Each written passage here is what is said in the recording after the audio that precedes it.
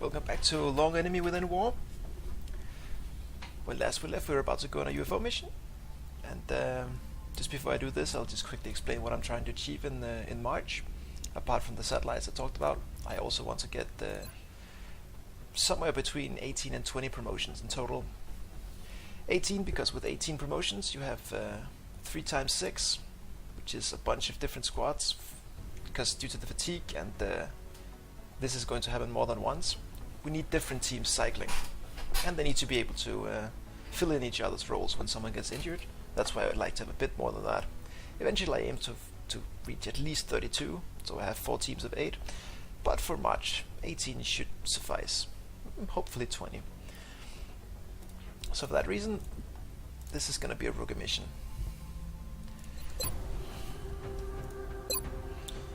These are actually all rookies, so we'll just pick the next 6. Like this. As for setup, I have a very boring setup. I always use the same gear. 1 flash, 1 HE, and tag armor. Because the difference between 6 health and 5 is huge. Mobility is good, but we'll get that with the later classes. We don't need it on the rookies. We need them to not die. It's very important.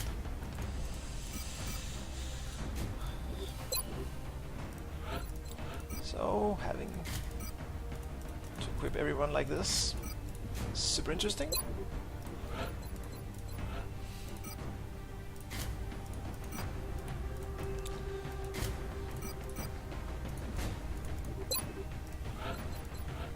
Now there is one exception though. I also, on these rookie missions, when you don't have suppression or anything, I do prefer just on 1 trooper to bring a smoke grenade. Simply for damage control. We don't need 6 AT grenades, but we do need a clutch defense of some kind. Now flashbangs are a clutch defense, but now and then they aren't enough. But I always want my troops to be able to flash, so I put one on everyone in the early missions. It's a really good grenade. It's very good to mitigate bad situations without having perks. So let's go bust them up.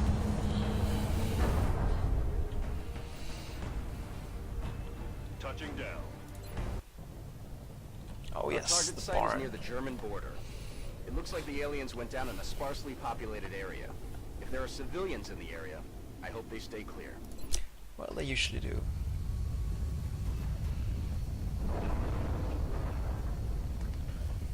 That's kind of a shame. I wish you could just meet some guy who's living here. We're just north of the crash site. Strike 1 is in position to engage. Loud and clear, Big Sky. We'll monitor those readings from here. Strike 1 is authorized to assault the alien craft. I think this is the map with the bullshit door. I'm pretty sure this is the map with the bullshit door. There's a door that isn't a door. And it almost got me killed once because there's an outsider behind this not door that looks like a door. I will find out. Maybe it's the other barn map. Yeah, it might actually be.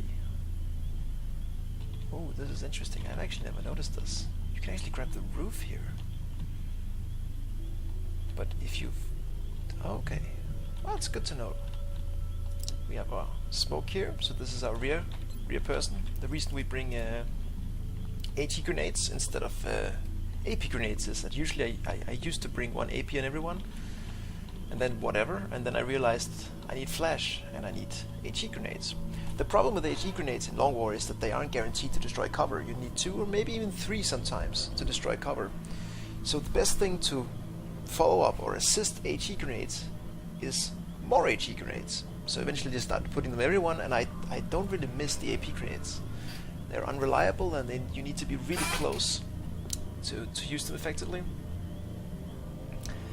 And I mean, they're a cool idea, but I'll stick with what I know. And also flashbangs are just too good not to bring.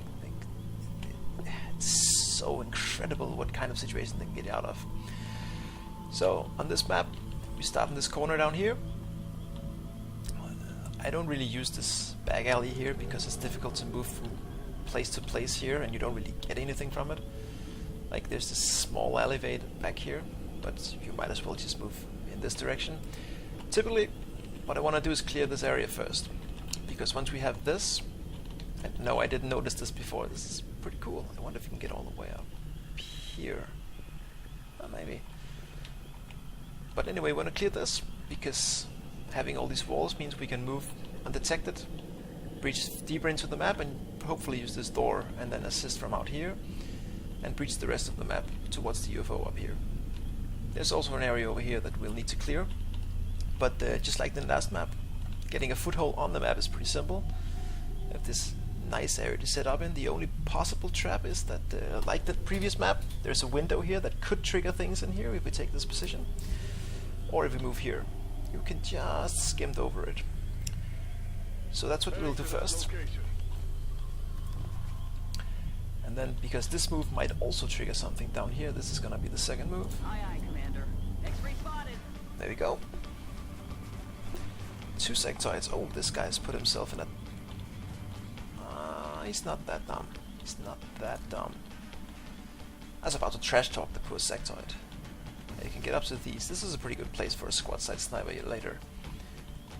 Alright, the UFO's here on this map. Yeah, I am confusing the maps. This isn't the bullshit door map, I think. Or maybe it is. I will find out later. Let's deal with these guys first. So, is there any value in taking this? No, because we're just gonna see the rest of the map. Trigger more enemies. Let's instead... Oh, I was about to move here. Remember that alleyway I never use? Let's use it! We can't see him because of the barrels here, but he might move down here, but he also might try to get around to this area by going around here and taking shots, and then we can flank him. He can't see us either. Roger that. More high cover. Yep, that's not gonna help us. On my way. Now these two can see them. But if I draw back here, I might trigger something in here. So instead, let's give them one turn to do something stupid. And then if they don't do something stupid, we'll make a move. Where are you gonna go, Molly? I'm just gonna hunger these two. I'm not gonna waste a smoke grenade when I have high cover. It's not worth it unless we're up against an outsider. Well, she'll just be here. Okay, these two overwatch this and overwatch the rest. In case they do things like this. Negative damage.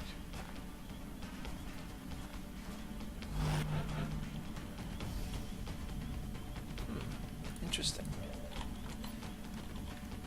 Now this I like.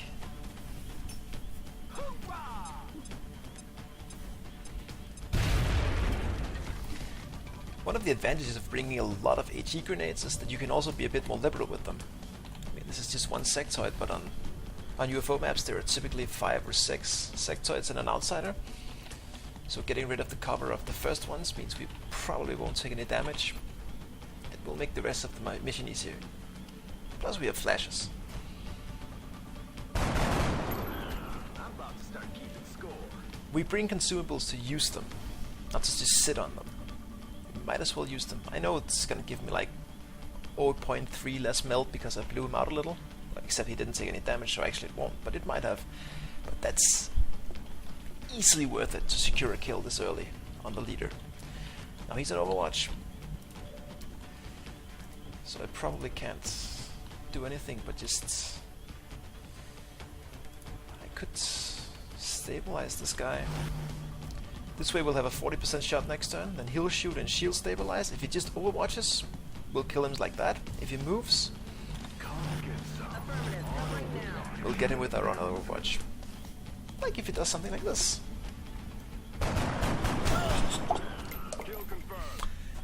Good work. Now as with the previous mission, it's important to keep a tab on who has kills. Now, these missions give a bit more experience, so I think if no one dies, everyone will get promoted no matter what. But just to be safe, Mary Cruz and Jordan Moore, these two have kills. So these 4 need one. Let's do this. Got it covered. Okay, and I'm just gonna reload. Covered. Maybe I should have moved her further up. Yeah, I probably should have. But with that done, we can start pushing into the building. Heading there now. Good. Very good.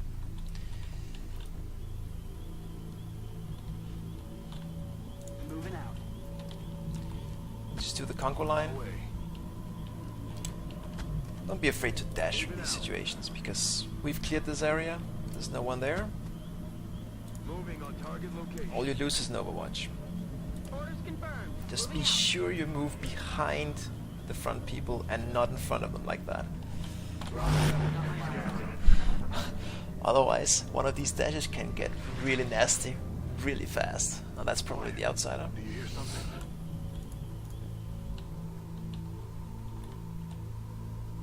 We might be able to see him through here, so we'll take the store area first. I can't really make the UFO layout On the move. yet. I'm on the move. Heading to that location. I'm on the move. Aye, aye. Got it covered. So having a UFO mission as your second mission is pretty interesting. Usually you get 2 abductions, or in my experience you get 2 abductions. But UFO missions are typically easier if you remember to bring flashbangs for the outsider. The outsider can give you some problems, but other than that, this is a really easy way of getting a lot of promotions. Aye, aye, Commander. Because with only 2 or 3 sectoids in each pod, it makes it so much easier than having 4 and then another 3 or the other way around. Also the UFO maps, I'm on the move. some of them are tricky to assault. This is one of the easier ones, so we really like that. Now when we have the door here, if they breach through, we have 4 Overwatches on them, and we are all gonna waste the shot on the same guy anyway, so we might as well steady the 2 guys on the door, so that if something is behind here, we have some extra super shots. You hear that?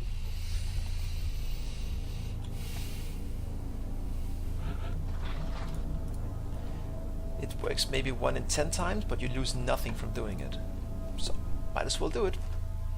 That's what we're looking for. Increasing your win chance by 1% is still 1% if it's free. No. You don't say anything again. Oh, you're a gas pump. I don't want to be standing on you.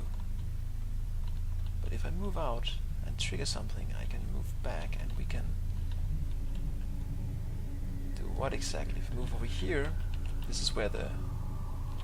Oh, this is the bullshit door map. Yes, this door right here, this energy shield thingy, is here, but it isn't here. So if you move down here, you will look into the UFO, you will trigger the outsider, and he'll shoot you through the door. And it's not at Harris, it's just bullshit. So be wary of the door on this map, because it can cause some problems. I've lost a couple of people like that. I don't know if Longbow fixed it actually, but I don't think they fixed map bugs like that yet. I don't even think they can. Well, anyway, this door, be afraid. So if I move here, I might see him here or here. I would rather kill the sectoids, but now I'm getting greedy. Now I also want this. If it goes wrong and I trigger both the outsider and the sectoids, I'll have to fall back. There's one position here, a bunch of stuff over here, but that might trigger the last pack. There are usually 3 packs of sectoids of 2. Sometimes 2, 1 with 2 and 1 with 3. Sometimes 3 pods with 2 each. So this is a risky move. But then again, we do have to breach from somewhere. And again, this door is useless, so this is probably the best side, and this is probably the least risky way of doing it. Up to this, and then down here. Aye, aye, Commander. So let's try. Alright. Moving to position. This was probably a mistake. I should move the people who have steady aim, steady weapon. These little circles means they have steadied the last turn, so they have better offense this turn, but only if they use the rifle. There's no need to move them until last, just in case you trigger something on this one. She might have seen something. Headed there now. Just value your value plays, essentially. If you make a value play, remember to value it. and not just throw away the advantage you just gave yourself. Good to go. Now I don't want to steady this guy because I don't want to be standing on a fucking gas pump. This will blow up and kill everything around it. So he has to move no matter what.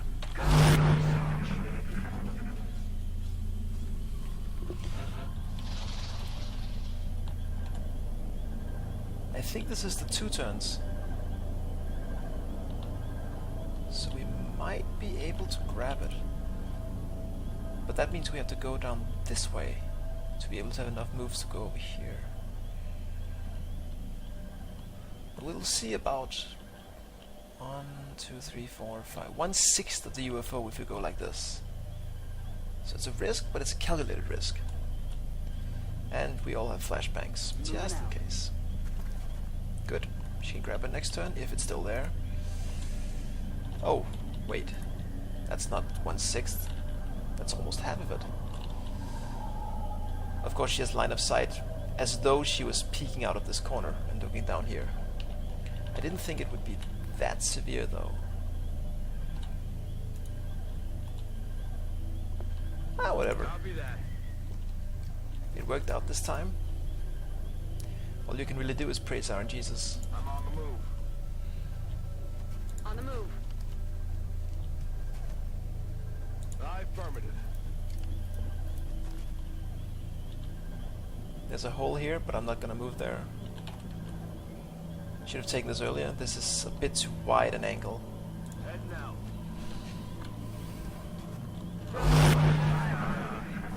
Come on, sector patrol. Okay, as we saw, the outsider was out here in this side of the UFO. We saw that on this marker. This is a bit safer. Yes, this is 1 turn. I really need to learn the sounds. It's incredible I'm still like messing it up. Anyway, I'm going to try and grab this, but since I know I'm going to trigger the outsider, I might as well do that first, so I know where he's going to move. And we need to move... We need to move somewhere that might be safe, which is here, but then he's going to be standing in the way of everyone, so I don't like that. Is there a better move over here? Yes, this is a good area. Rolling. Contact.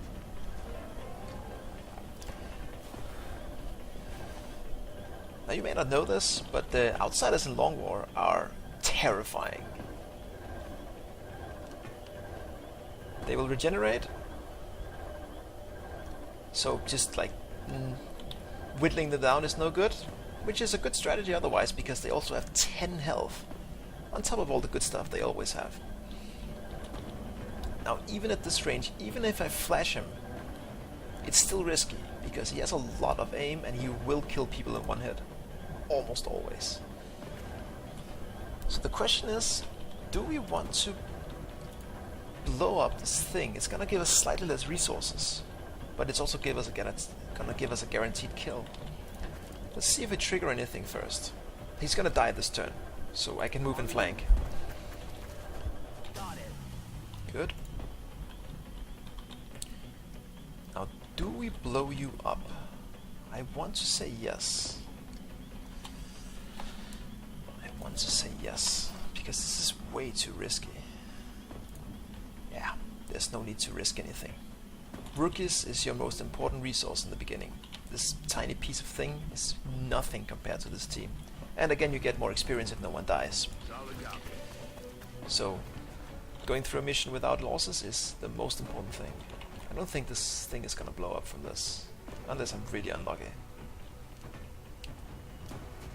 Please blow up. Okay, so that's not supposed to happen.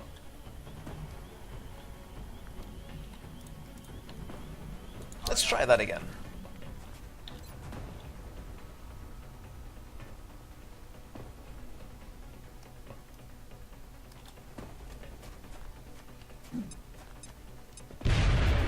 That's more like it. Good. Now we'll open up. Let's see. These were 2 of the guys that didn't have kills. That was really, really poor planning. He should have thrown a grenade because he already has a kill. So I didn't adhere to my own rules. She also has a kill, so we'll start off with you and you. Getting 2 flank shots is decent enough. There's a good chance we'll just kill him, but we have 2 extra shots if we need them. Not this guy and the one on the MELD. Good, very good. 84, make me proud. Go Molly. Good work, Molly. Excellent.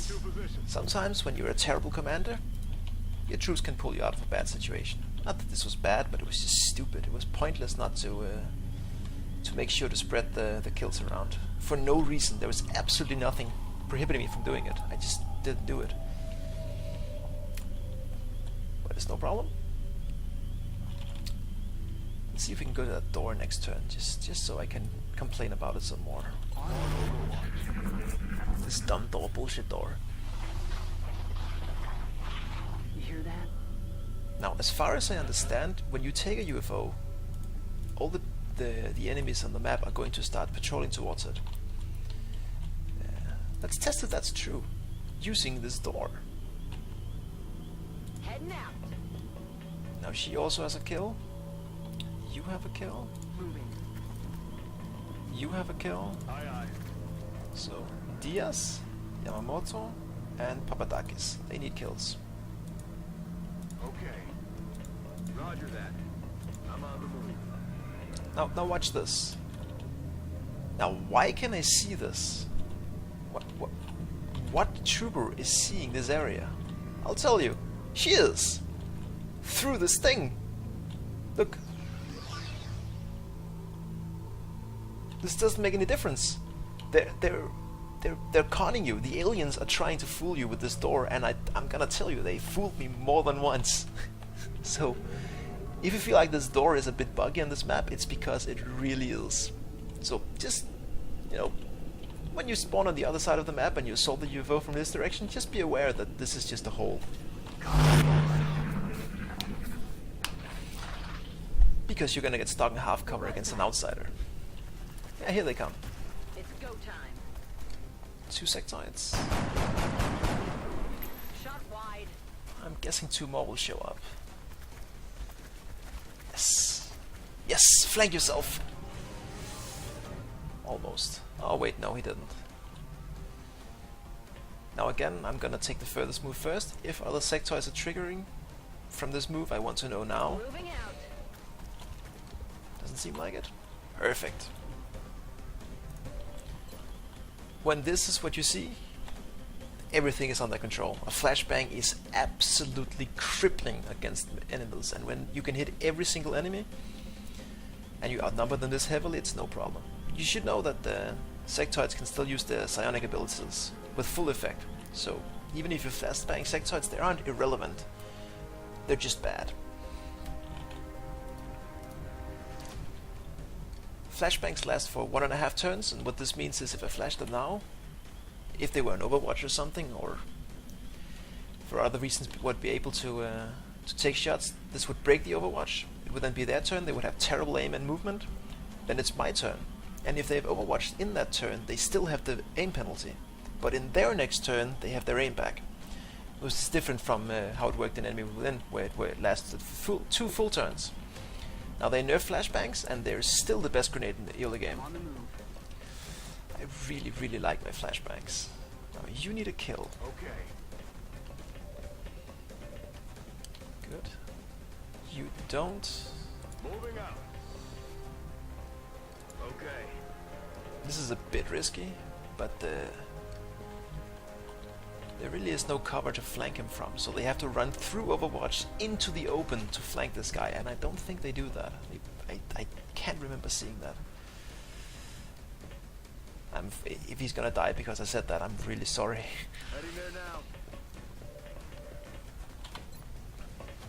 Now the low cover guy. Do we just start taking shots at him? Well, we don't have an HE to break this, but we do have a flash to keep them here.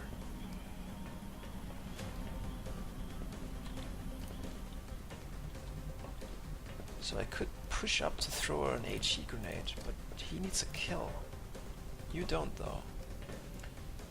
Heading to that If I location. push you up, again, just in case he does trigger something on the very edge over here, take the riskiest move first. Even if you've already done something you shouldn't have done, which is move everyone else, if you're going to use a risky move, use it immediately, and not as the very last one. Oh, I know you're gonna flashbang, but just for fun. See what we can do. Impressive. Very impressive. What about you? Oh my fucking... What? These rookies are incredible. Still gonna flash this guy though. Now why do I flash this guy? Flashing someone cuts the movement in half, and sectoids have roughly 7 movement, 7 tiles in the first year. I don't know if they get upgraded movement later. Some aliens do. I don't think sectoids do. But they have roughly 7 now. That means half of that is 3, maybe 3.5 if he does a diagonal thing, but 3 when he moves like this, maybe 4. Anyway, he can't get behind this thing to get into cover. So he's either gonna hide behind this, or he's gonna dash. And if he dashes, he's probably gonna dash into the open here. We can chase him down and kill him. So what I'm trying to do is either force him to stick where he is, or move closer to us. If he sticks here, we'll blow this up. If he moves here, we'll blow this up. If he dashes back, we'll just chase him down and kill him without using explosives. And again, I have so many flashbangs. With so few enemies, there's no reason not to do it. We'll try to keep him here. Hopefully he just overwatches, or hungers, perfect.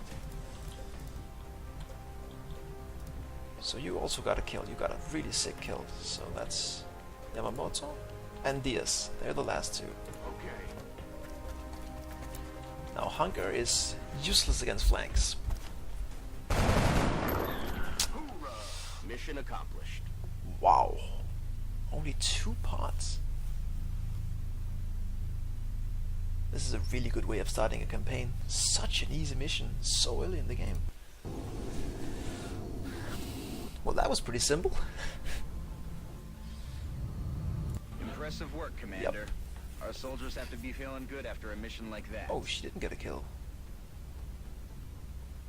She didn't? I'm terrible at this game.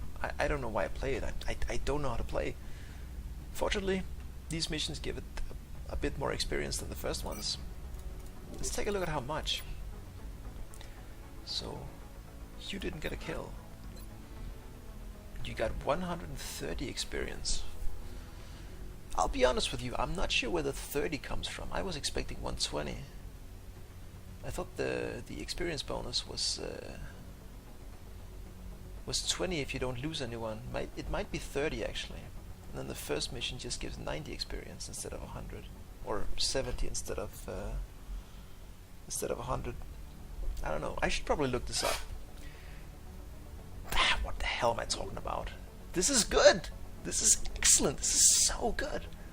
Look at this. Only 1 wound, and it's someone who's already promoted, so it's fine. And then just all of this. 2 days into the campaign. Now, what did we drag home? 1 Illyrium, 7 alloys, and a bunch of broken crap. AKA free money. Perfect. Oh, this is terrible. Oh, this is just a terrible thing to spawn. Now, because the mission was so easy, I'll just explain why this is just the worst thing ever. As I mentioned, I really like laboratories and workshops now. One of the reasons is that, well, A, this is more important now, and this is the only way to get refunds now. And B, because they share adjacency bonuses with a bunch of buildings you need anyway. So building them is more effective than just what it says here, because the adjacency bonus is included because you're already going to get a genetics lab and a foundry and so on. So I really want to get like 4 laboratory buildings and 4 workshop buildings, which means enhancement cybernetic facility, a foundry, and 2 workshops, and likewise 3 laboratories and a genetics lab. The problem with this setup is that if in order to do this, to get these 2 blocks and also have room for a bunch of satellite uplings, you need to concentrate all your power buildings in one line like this. Now this is not a problem because these provide 6 power with a 3 adjacency bonus, but we're going for these. One of these, 25 power plus 2 adjacency bonuses, they will provide 31, which is plenty in the beginning. But what this requires is a steam in this row here, here, or here. Because there's an uplink here, this doesn't count.